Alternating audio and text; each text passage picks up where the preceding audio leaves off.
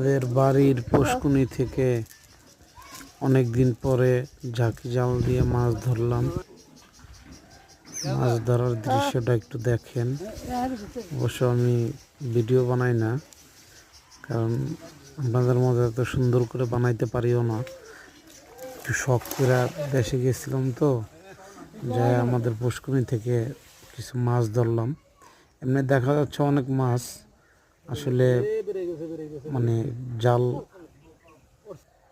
দিয়ে মাছ অতটা ধরা যায় না, পানি অনেক বেশি তো।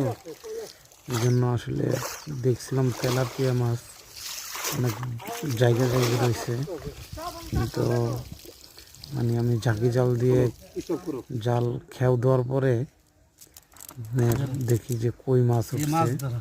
এই দেখেন কই মাছ, একদম দেশি পিওর কই মাছ, দেশি কই হলুদ হয়ে গেছে কই মাছ। তো মানে কোথা থেকে আসলো এত মাছ?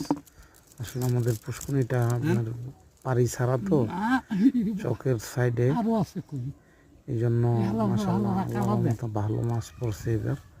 অনেক তেলাপিয়া মাছ আছে, শৈল মাছ আছে। আসলে আমি জাল ওইভাবে ভালো দিতে পারি না তো, এই জন্য বেশি উঠে নাই। যাই হোক, যারা ভালো মানে পারে তারা হয়তো বা উঠাইতে পারবে। আবার তারপরে অনেক পানি, এখনো এক মানুষ পানি আর কি, 6-7 ফিট পানি হবে এখন। ভালো মাছ পড়ছে, দেখেন এই যে কই মাছ, সবটি মাছ হলুদ হয়ে গেছে। এই মাছটি যে খাইতে কি টেস্ট হবে সেটা আপনারা তো বুঝেনি, কারণ এই মাছ দেশি মাছ তো টেস্ট হবে অবশ্য কই মাছ। একবারে হলুদ হয়ে গেছে মাছগুলো। আমার ভাতিজা আর আমি মিলা ধরছি।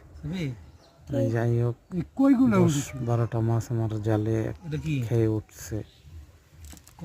আসসালামু আলাইকুম, সবাই ভালো